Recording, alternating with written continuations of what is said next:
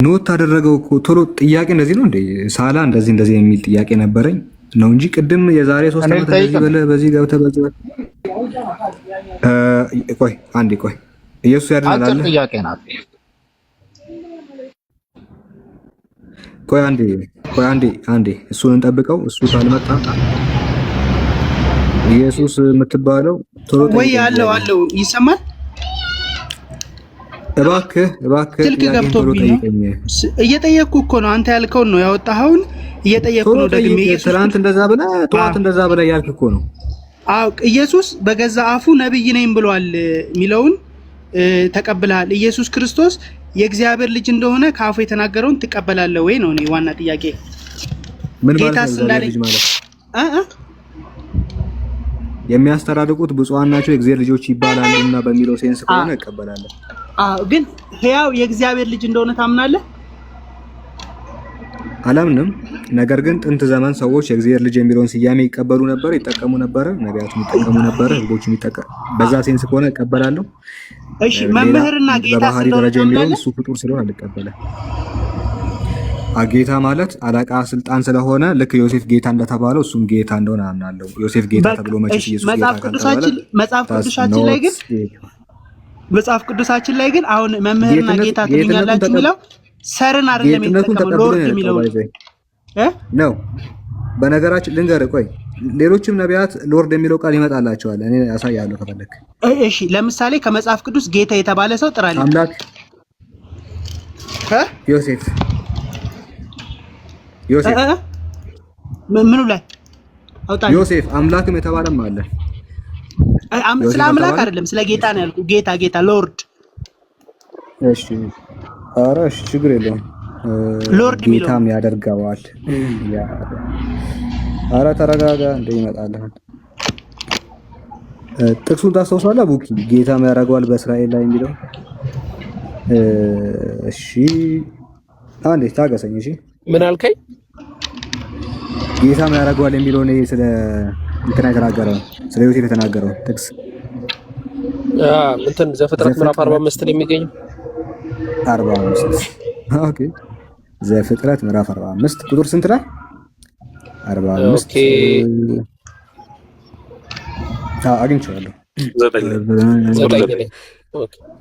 9 ላይ እሺ። ዮሴፍ የሚለው እግዚአብሔር በግብጽ ምድር ላይ ዮ ተመለስ። እንዲህ ይላል፣ አሁንም ፈጥናችሁ ወደ አባቴ ውጡ፣ እንዲህም በሉት ልጅ ዮሴፍ የሚለው ነገር ይህ ነው፣ እግዚአብሔር በግብጽ ምድር ላይ ሁሉ ጌታ አደረገኝ ይላል። እሺ አሁን በፈታው መልክ አሁን ባልክበት ኢየሱስ ክርስቶስ መምህርና ጌታ ካለ በግብጽ ምድር ላይ እሱ ንጉስ እንደነበረ ኢየሱስ በእስራኤል ምድር ላይ ንጉስ ነበረ? አለቃ እንደነበረ አምናለሁ። ጌታ የሚለው አለቃ በሚለው ሴንስ ከሆነ ኢየሱስ ክርስቶስ በምድር ላይ በእስራኤል ምድር ላይ አለቃ መምህር ማለት ስለሆነ እቀበላለሁ።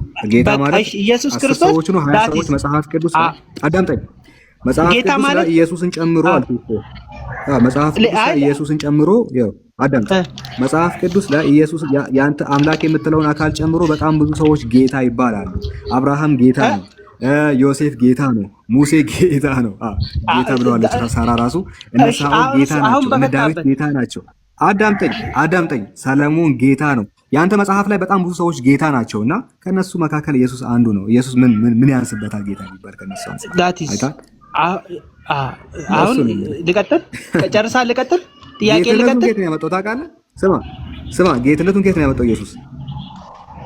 ስለሱ አልጠየቅኩም እኮ እኔ አሁን ጥያቄ እየጠየቅኩ ነው። ጥያቄ እየጠየቀኝ ነው።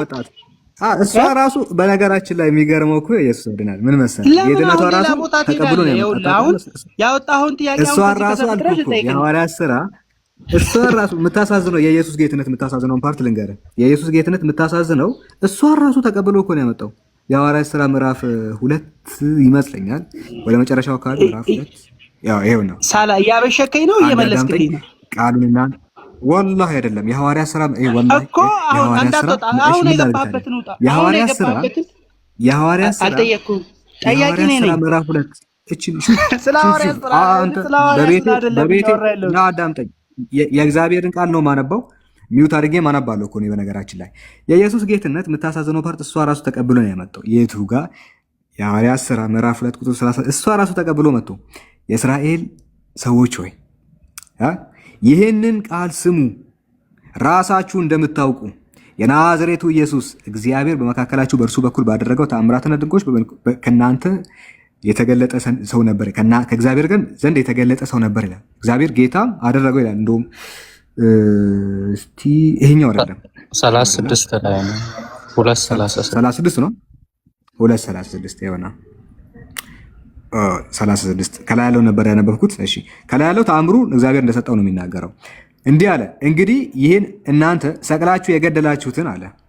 ሰቅላችሁ ምንድነው? የሰቀላችሁትን ኢየሱስን እግዚአብሔር ጌታም ክርስቶስም አደረገው ይላል። ያቺ ጌትነት ራሱ ከና አብርሃም ጋር ኢየሱስ ተሰቅሏል።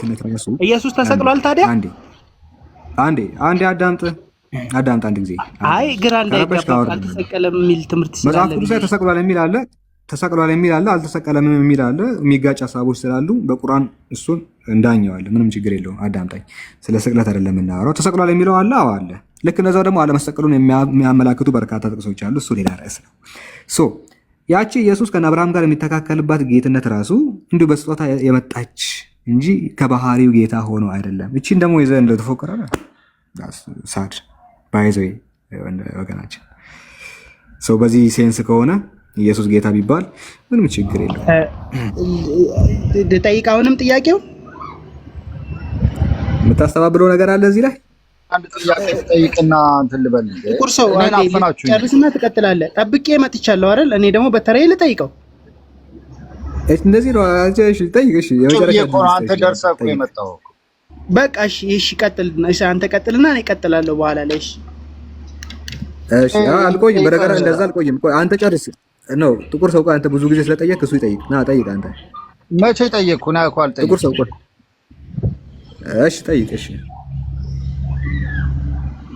እኔ ለመጠየቅ የፈለኩት ምንድነው ኢሳ ነብይ ነው በመጽሐፋችሁ ላይ እና ምን ጥፋት አጥፍቶ ነው ወይስ አላህ አረካበትም ነብዩ መሐመድን የላከው? ኢሳ ኃጢአት የሌለበት ነው። ኢቭን ሲወለድ ጀምሮ ሰይጣን አልነካውም ይላል። ሁሉንም ፍጥረት ሲነካ በጣቱ የማርያምን ልጅና ማርያምን አልነካቸውም፣ ንጹዎች ናቸው ብሎ ይናገራል። እና ነብዩ መሐመድ ሰይጣን አለብኝ ምናምን እያሉ የሚናገሩ ሰውን እንዴት አምጥቶ ነብይ ሊያረጋቸውና የእስልምና መጀመሪያም ነኝ የሚሉትን ነብይ ያረጋቸው? ጥያቄ ጠይቅ ስለ 10 ቦታ ረገጥ እያልኩ አይደለም። ለማንኛውም ኢየሱስ ክርስቶስ እኛ ሙስሊሞች ንጹህ እንደሆነ እናምናለን። ልክ ያህያ ንጹህ እንደተባለው በነገራችን ላይ አንድ ጊዜ እሺ፣ ለምን አላህ አረካበትን ነብዩን ለመላክ ለምን አላህ አረካ አይደለም። የእስልምና አሰራር አታውቅም አንተ ስለ እስልምና አታውቅም። እንደዛ አይደለም። ኦኬ እኛ ሙስሊሞች ምን እናምናለን? ኢየሱስ ንጹህ ነው አልከኝ፣ እቀበላለሁ። በነገራችን ላይ ንጹህ በቁርአን ነው መቀበል እንጂ መጽሐፍ ቅዱስ ላይ ያንተ በጣም ብዙ ኃጢአት እንደሰራ ነው ማመጣለ። የኢየሱስን ንጽህና ስንቀበል ቁርአኑን ይዘን እንጂ ያንተ መጽሐፍ ይዘን ንጹህ ነው ስንል እኛ ሙስሊሞች አልኩ እኮ እኛ ሙስሊሞች ኢየሱስ ንጹህ ነው ስንል ንጹህ እንደሆነ ኃጢአት የማይሰራ እንደሆነ እናምናለን። ልክ ቁርአን ላይ ሌሎች ነቢያቶችም ኃጢአት እንዳልሰሩት። ያንተ መጽሐፍ ላይ ከሄድን ግን በጣም በኃጢአት የታጨቀ ነው። ሌላ ርዕስ ነው። ያንተ መጽሐፍ ላይ ንጹህ አይደለም። እኛን እንመስል ነው። ያንተ መጽሐፍ ላይ ንጹህ አይደለም። ንጽህናውን የምንቀበለው እኛ ሙስሊሞች በቁርአን ሄደን ነው። በቁርአን ላይ ኢየሱስ ንጹህ ነው። ምን መሰላችሁ? ልክ አብርሃም ንጹህ እንደሆነው በእኛ ማዕሱም እንደሆነው ልክ ያህያ ማዕሱም እንደሆነው ንጹህ ተብሎ እንደተገለጸው ምዕራፍ 19 ላይ ከ15 ጀምሮ ንጹህ እንደተባለው ነቢያቶቻችን የኛ ንጹህ ናቸው እንላለን። ነቢያችን መሐመድም ንጹህ ነው እንላለን። ነቢያት ንጹህ ናቸው ሲባል ምንድን ነው? በባህሪ ደረጃ ኃጢአት የማይሰሩ ሆኖ ሳይሆን አምላክ ከኃጢአት ስለሚጠብቃቸው ነው። ይኸውልህ ነቢያቶች ንጹህ ናቸው እንላለን። ንጹህ ናቸው የምንለው ግን በባህሪ ደረጃ ምናምን ፐርፌክት ምናምን ሆኖ ነው አይደለም። ሊሳሳቱ ይችላሉ ነቢያት። ኢየሱስም ሊሳሳት ይችላል። ነገር ግን አምላክ ነቢያቶችን ይጠብቃቸዋል፣ ማዕሱም ያረጋቸዋል፣ ኃጢአት ላይ እንዳይወድቁ ያረጋቸዋል። ከዛ አንጻር ኢየሱስም ነቢያትም የትኛውም ነቢይ አብርሃምን ብትል ንጹህ ነው። ንጹህ የሆነው ከችሎታው ችሎ ምናምን ትልቁ ነው ምናምን እንደዛ ሳይሆን አምላክ የራሱን ነቢይ ከኃጢአት ስለሚጠብቅ ነው። ነቢያት ማዕሱም ናቸው፣ ንጹሃን ናቸው። ኢየሱስ ንጹህ ስለሆነ አምላክ አይደለም። ነቢያችን መሐመድ ንጹህ ስለሆኑ ያህያ ንጹህ ስለተባለ አምላክ አልሆነም። ንጽህና ከአምላክነት ጋር የሚገናኝ አይደለም። አምላክ ቢሆን ሁሉም ነቢይ አምላክ ይሆን ነበረ። ስለዚህ አንድ እሱ ነው። ሁለተኛ አላህ ሱብሓነሁ ወተዓላ ኢየሱስን ለምን ላከው? ለእስራኤላውያን ላከው። የላከበት የራሱ የሆነ ፐርፐዝ አለው። ከእርሱ በኋላ እንደሆነ ነቢያችን መሐመድን ልከዋል። አይታል። ስለዚህ አምላክ አንድ ነብይ የሚልከው ስለሚረካ ስለማይረካ አይደለም። እኛ እንደዛ ብለን እንገልጽ ማለት ረካ አረካ ምናምን የምትሉት እናንተ አምላካችሁ ላይ የለመዳችሁትን ቃላት ነው። ረካ አረካም ጨረሰ ምናምን የምትሉት እናንተ ናችሁ። እኛ እንደዛ አንልም። ለአምላካችን እነዚህን ቃላት እንጠቀምም። አምላክ በፈለገው ማህበረሰብ ውስጥ የፈለገውን ነብይ ይልካል። ይሄ የራሱ ጥበብ ነው፣ የራሱ ሂክማ ነው። እንደዛ እንቀበላለን። የመጨረሻ ሀሳብ ካለ ተናገር። የእስልምና መጀመሪያ ሙሐመድ እኔ እስልምና መጀመሪያ ነኝ ይላል። በኢየሱስ ጊዜ እስልምና አልነበረም። ለምን በዛ አልተጀመረም? ኦኬ ነቢያችን ሙሐመድ በቁርአን ላይ የሙስሊሞች መጀመሪያ እንዲሆኑ ታዘዋል። ይሄ ማለት ግን ከተነሱበት ማህበረሰብ አንጻር የሙስሊም መጀመሪያ ተብለዋል። ከዛ በፊት ነቢያቶች ሙስሊም አይደሉም የሚለውን አያመላክትም። መጀመሪያ የሚለው ቃል ሁለት አይነት ነው። አንጻራዊ መጀመሪያነትና ፍጹማዊ መጀመሪያነት የሚባል ነገር አለ። ፍጹማዊ መጀመሪያነት የሚባለው ምንድን ነው? እኛ ሙስሊሞች አዳምን በተመለከተ የምናምነው ትምህርት ነው። አዳም ሙስሊም ነበረ በፍጹማዊ መጀመሪያነት። ነገር ግን በአንጻራዊ መጀመሪያነት ነቢያችን ሙሐመድ ከተነሱበት ማህበረሰብ አንጻር የመጀመሪያ ሙስሊም ናቸው እያልኩ ያለሁት። ነቢያት ሁሉም ሙስሊሞች ቢሆኑም ነቢያችን ሙሐመድ የሙስሊም መጀመሪያ ናቸው። በነገራችን ላይ ሙሴ የሙስሊሞች መጀመሪያ ነው። አብርሃም የሙስሊሞች መጀመሪያ ነው። ነቢያችን ሙሐመድ የሙስሊሞች መጀመሪያ ናቸው። መጀመሪያ የሚለው ቃል በአንጻራዊነት ይመጣል። እሳቸው ከተነሱበት ማህበረሰብ ከዚያ ከአረቡ ምድር በወቅቱ ቁርአን ካወረደ በኋላ የመጀመሪያ ሙስሊም ናቸው። አንተም ጥቁር ሰው የመጀመሪያ ሙስሊም ነህ። በነገራችን ላይ መቼ የአንተ ቤተሰቦች እንዳለ ክርስቲያን ቢሆኑና አንተ ሙስሊም ብትሆን ዛሬ የመጀመሪያ ሙስሊም ምን መሰለህ ቤተሰቦች ሁሉም ክርስቲያን ቢሆኑ ኢፍ ሁሉም የአንተ ቤተሰቦች ክርስቲያን ናቸው እንበል። ዛሬ አንተ ሻሃዳ ያዝክ የሙስሊሞች መጀመሪያ ተብለህ ልትጠራ ትችላለህ። ግን ከምን አንጻር? ከአንተ ቤተሰብ አንጻር የሙስሊሞች መጀመሪያ ነህ። ስለዚህ የአላህ መልእክተኛ ምንም ያህል እና አዳም፣ አብርሃም፣ ሌሎችም ሙስሊሞች ቢሆኑም ከተነሱበት ማህበረሰብ አንጻር የመጀመሪያው ሙስሊም ተብሎ ተገልጸዋል ነው። ንጽህናን አይፈልግም አላህ ነቢያት ሲልክ ምንም ንጹህ መሆንህን እንትን አይደል ማለት ሰይጣን አለብኝ ምናምን እያሉ ምን አገናኘ? ሙስሊም አንተ ይሄ ልጅ ዝም ብሎ ነው የሚያደክመህ። ነው ውጊያቸው ከሰይጣን ጋር እንዴ? እኛ እኮ ውጊያቸው 50 ዓመት አንድ ጥያቄ ይጠይቃል። 50 ዓመት አንድ ጥያቄ አላህን አትፈራም? አንተ ምን ሰው ስንት ዓመት ነው? ቆይ አንተ ሰውዬ ቢያንስ 50 ዓመት ምናምን ይሆነዋል እኮ ሰውዬ። አላሁ አክበር። ይሄንን ከጥንት ጀምሮ ሌላ ጥያቄ የመጨረሻ ጥያቄ ጠይቅና አንተን አስተናግጄ ይወጣለሁ ኢንሻአላህ። ጠይቅ ጥያቄ። በጣም ደክመዋል። ቁርስ አልበላሁም። ጠይቅ አስተናግዳለሁ። ማይመችህ ከሆነ እኔ እዚህ መቀጠል እችላለሁ። እንትን የምትል ደግሞ ከሆነ ቤት መክፈት እችላለሁ። ቤት ብትከፍት ደስ ይለኛል። ቤት ብትከፍት ደስ ይለኛል። እከፍታለሁ። እሺ በቃ እኔ አሁን ማለት ስለማይቀር መውጣት አለብኝ። እሺ በቃ እሺ። እኔም አንድ አስተናግዳለሁ።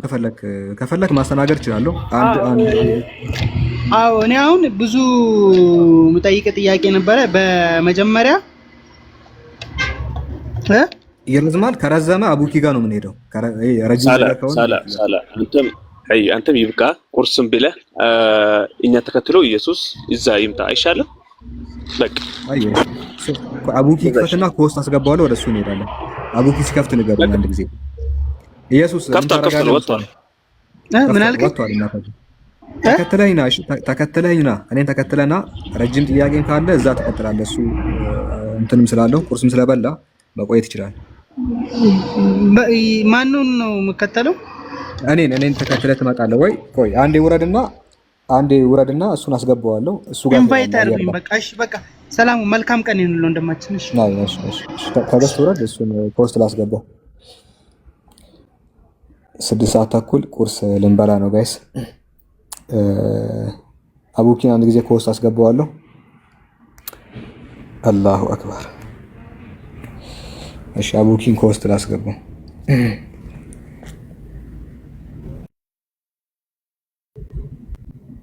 አንድ ሰው እዚህ እንዳይቀር ጋይስ፣ ሁላችሁም አቡኪ ጋር ንኩት። እየነካችሁት አቡኪ ጋር 700 ሰው አለ። ቀንሱ። እየሰማችሁ ነው? ንኩት ወይ ስማ። ትላንት ጉድን አይታላ በፒዲኤፍ መጽሐፉን ይውጣልን በሉላችኋለሁ። ኧረ በለው ለካ ውስጡ የታወቀ እንትን ያለ ውቅር ያለ ነገር አለ። ሰው ሁሉ በቃ ኮሜንት ላይ አዎ ምናምን ይቅር አንለውም በፒዲኤፍ ካለቀቀልን አለ። መች ነው እንትን የሚለው ምርቃት? እኔ የለቀኩትን አላየህም እንዴ? የለቀኩትን አላየህም? ተቀበልኩኝ እኮ ፒዲኤፍ ብዬ ዝም ብዬ ለቀኩኝ። የፈጠነ 100 ሼር አደረጉት። 100 ነው 135 ሼር ወላሂ በ30 ደቂቃ ውስጥ 135 ሼር ደርሰው። አንዳንዴ ምን አለ ግን መሰላችሁ ታች ያላችሁ ሰዎች ይሄ ነገር ዝም አንዳንዴ ቀልድ ነውና ቀልድ መሆኑ ወደ ምር እንዳይሄድ መጽሐፍ በፒዲኤፍ መቼም አይወጣም። እሺ እንደዛ እንዳታስቡ። በቃ የመጨረሻ በቃ ፉሊሽነት ደረጃ ሲደርስ ነው አንድ ሰው መጽሐፍ በፒዲኤፍ ሊያወጣ የሚችለው። አንደኛ አታነቡትም፣ ሀቂቃውን ስነግራችሁ። ሁለተኛ ለጸሐፊው ቫልዩ አሰጡ። በፒዲኤፍ ሲወጣ አታነቡም። አንድ ሁለተኛ ለጸሐፊው ቫልዩ አሰጡ። ከዛ አንጻር ነው መጽሐፍቶች መጽሐፍ ተደርገው የሚወጡት። ሶስተኛ ጥናታዊ ጽሁፎች ናቸው መጽሐፍቶች፣ ሌክቸሮች ናቸው። ትልቅ ትምህርት ነው። እንግዲህ ፒኤችዲ የሚሰሩ ሰዎች በመጽሐፍ ደረጃ ነው ፒኤችዲ የሚሰሩት። ስለዚህ ከዛ አንጻር ነው በፒዲኤፍ ምናምን የማይወጡት። ኢንሻአላህ መች ነው ምርቃት? ምርቃት የካቲት 5 ህዝቡ ጋር የሚደርሰው መጽሐፉ። ያው ቀደም ብለን ግን እናደርጋለን፣ እናሳውቃቸዋለን። አሁን ምን ላይ ነው ያለ ነው? ሂሳብ አትስራ